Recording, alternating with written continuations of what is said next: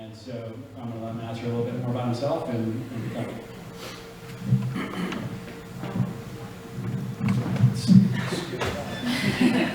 So actually last night with Best Places was last night in Charlotte, so we actually went from being last year being the 41st best places to work out of 41 last year, so which means you're the worst best place to work, I guess.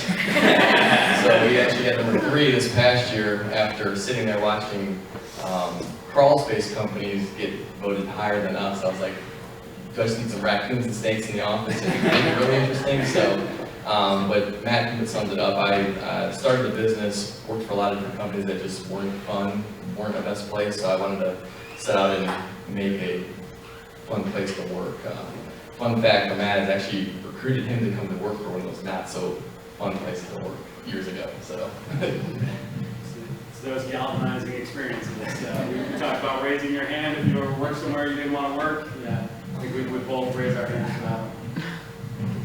All right, awesome. Well, thank you guys so much. Hopefully the train of passing the mic will just move more linear now. So I'm going to approach this. We talked earlier about the ways Gen Xers and millennials think of linear thinking and non-linear thinking. I'm a linear thinker, so in my mind I like to think about, okay, pre-hire to termination, what does your organization look like? What's different? What's better? Or what's just really common that you do really well?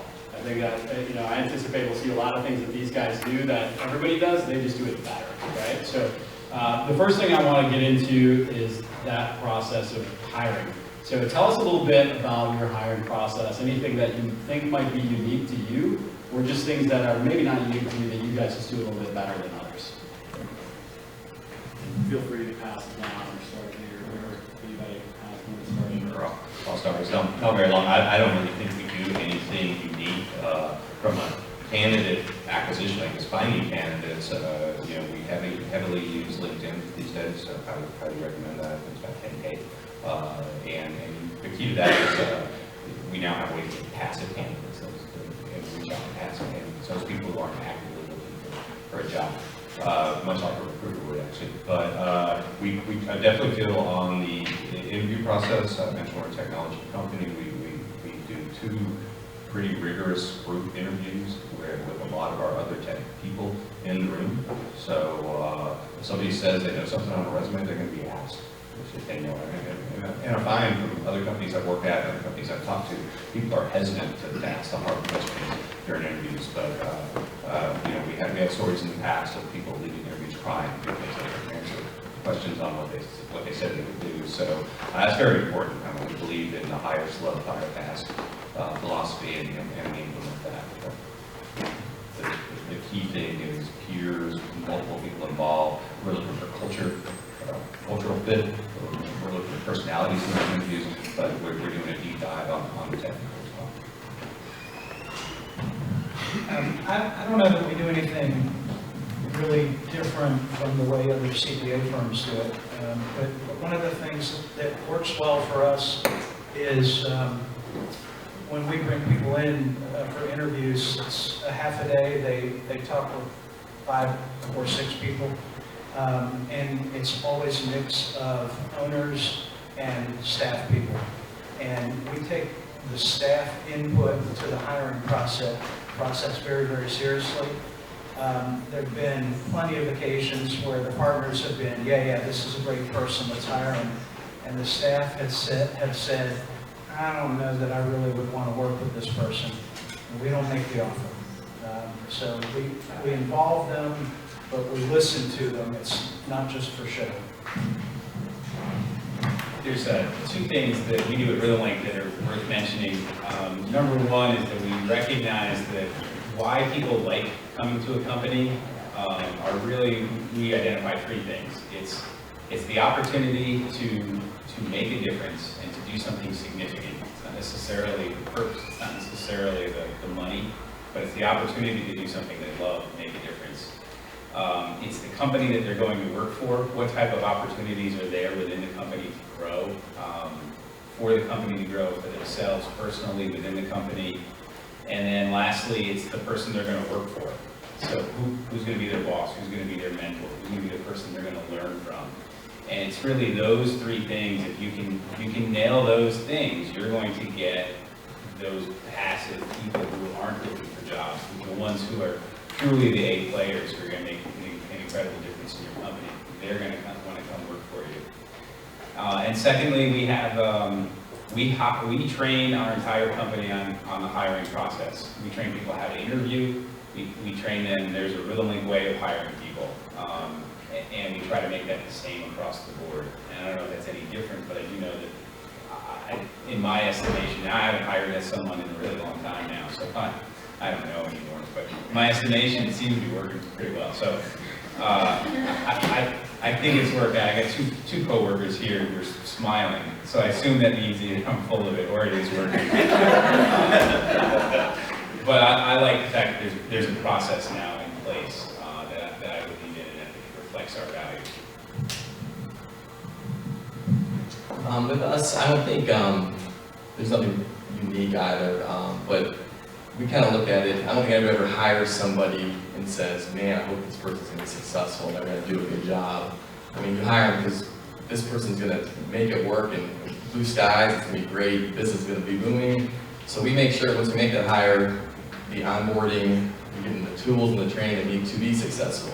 Because if they don't have those, I mean, shame on you. I mean, you're supposed to, you got them to the water and you need to make them drink, you know? So with the onboarding too, we made it really important to, we have to hire a lot of millennials. We have about 6 people who work with us, and I'd say 55 of them are probably 25, 26 years old. So this is sometimes one of their first major jobs. So they don't know the difference between a great place to work and a not so great place to work. So we spend a lot of time with the onboarding and say, hey, we have these incentives, we have these perks, we have this. And then we follow up 30 days later and say, hey, do you understand everything? Do you have any questions? Does the job description match what we sold to you, you know? So I really think it's the onboarding and the follow-up and the continual communication to make sure these people are getting what they need from us.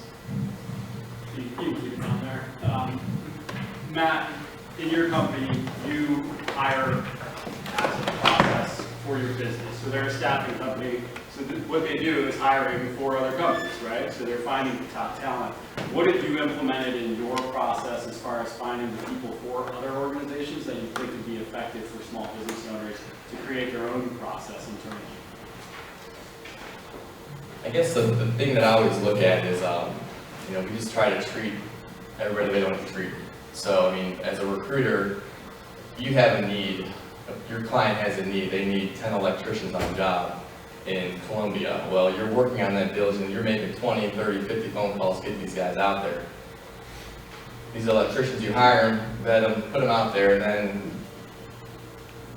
they're working, and then you have to be able to continue to field their phone calls and make sure they're happy, because if they're not happy, then, you know, it's kind of all pointless, you know. The next question won't apply as much to you, since you said 55 or 60 people are millennials, but tell us a little bit about if you guys are thinking about or doing anything to account for the upcoming talent gap related to boomers leaving the workforce. For us, our niche is hiring the kids out of school, teaching them exactly what they need. So, I mean, and I guess I'm the generational gap, so hopefully they've got a bridge. I would say that there's nothing that we're doing necessarily to address that issue right now. It is on the radar.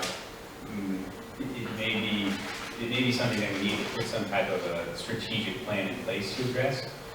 One way I think about how we address that is by making Riddle a great place to work. And if you're going to do that, that gap becomes much easier to deal with, because you're going to be in a place that more often than not people would rather work for. That's a great question, and I don't know that we've thought a ton about that.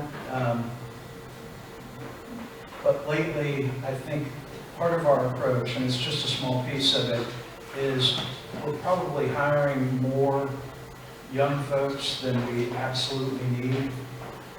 And we're hoping that if we hire 5 and we train them the way we train them, we'll hold on to a couple of them that will become the middle managers that we need. We'll be able to push them so that they can get to middle management despite being young. So it's it's kind of playing the attrition game, hire more than we need and trying to get them to where we need them to be later on. But it's not a perfect strategy, I don't think, but it's where we are. Yeah, I also be on the company, so fair enough. The senior partners at my firm are in their 50s, so I don't know if that qualify them as boomers. If they're kind of Yes. some young boomers. We get to great. And then there's two of us that are in our 40s, and then we have one partner who just turned 30, early 30s. So we actually done that somewhat on purpose to stratify a little bit, and we have a little bit of a gap between the levels of partners. And it's something that we have definitely thought a lot about in terms of the older partners would like to retire at some point, so they need new partners coming behind them to take over. And, so that's been something we've done, in particular with our one young partner that we just brought on last year.